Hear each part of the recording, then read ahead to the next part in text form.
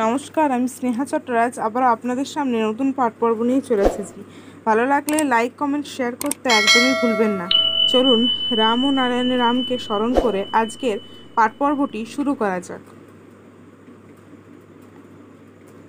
সব ঘরের দেওয়াল ভেঙে দিয়ে যাব, সব সীমানার গণ্ডি মুছে দিয়ে যাব, সারা পৃথিবীকে এক ঘর এক পরিবার বানাবো। বালক ব্রহ্মচারী মহাশয় এই বলে ঘোষণা করলেন।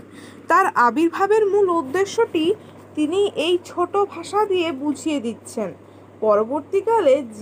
পরবর্তী জীবনে তার যত ভবিষ্যৎবাণী, যত কর্মকাণ্ড তা এই মূল লক্ষ্যকে কেন্দ্র করেই হবে এবং একে বাস্তবায়িত করার জন্যই তার এই অভিনব মূল লক্ষ্য এবং একে বাস্তবায়িত করার জন্যই তার অভিনব সন্তান দলের সৃষ্টি হয়েছে, যেটা কোনো রাজনীতি দল নয়, ধর্ম সম্প্রদায়ের দল নয়, এক অখণ্ড বিশ্ব পরিবার।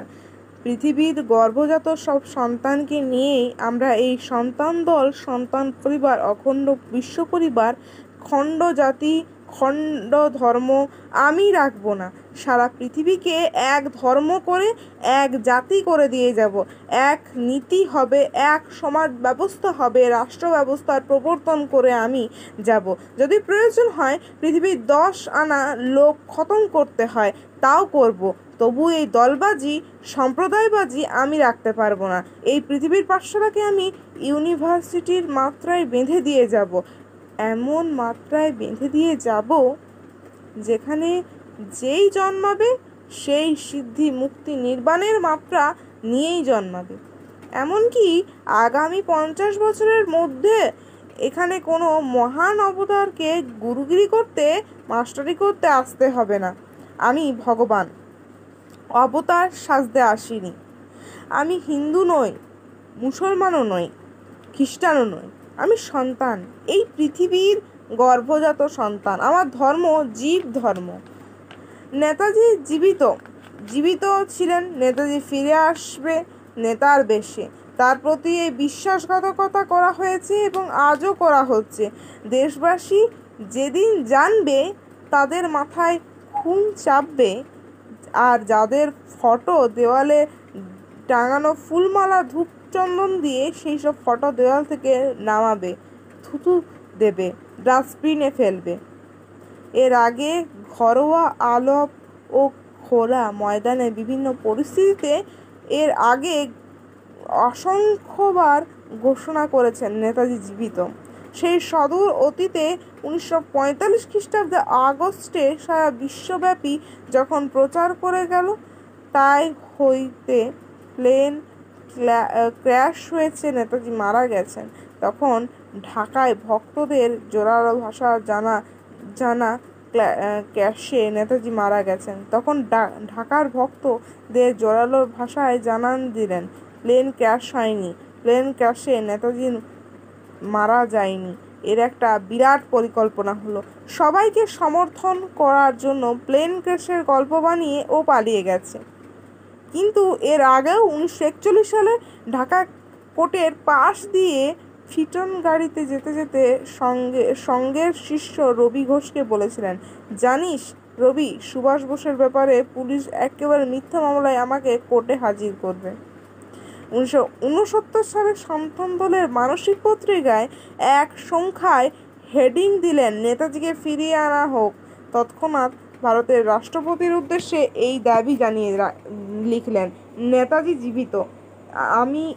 আমি বিশ্বাস করি তিনি ফিরে আসবেন, এটাও আমি বিশ্বাস করি।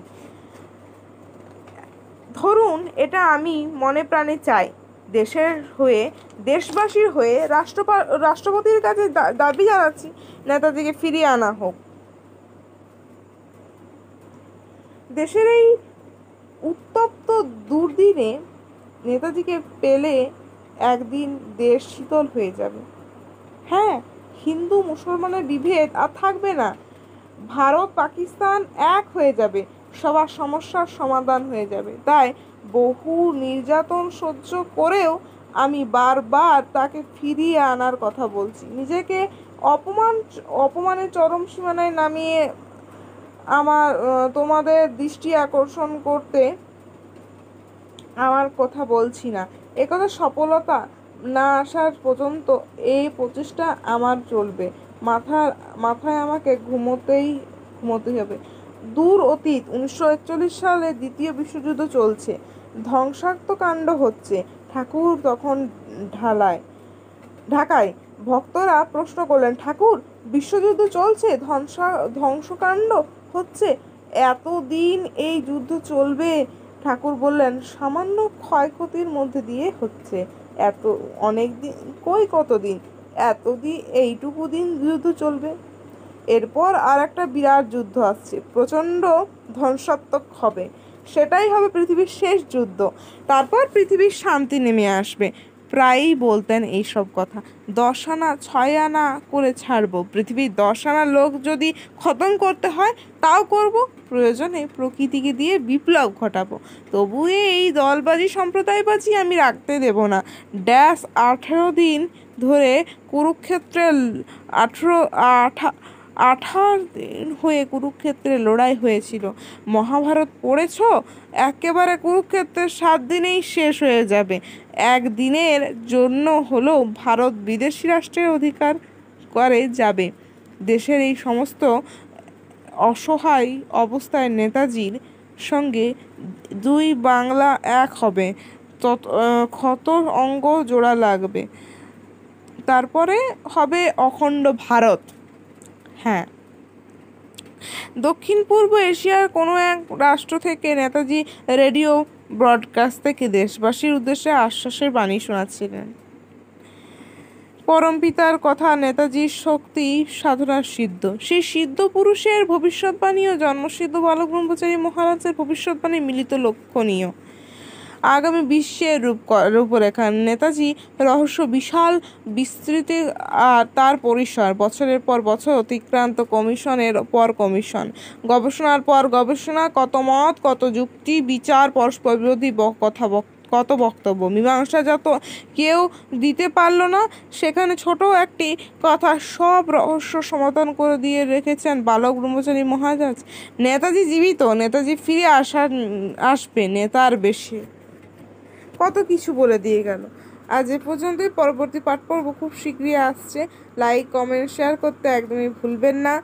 আপনারা দেখেও লাইক করছেন না, এতে আমার ভিডিও বানাতে আর আগ্রহ লাগছে না।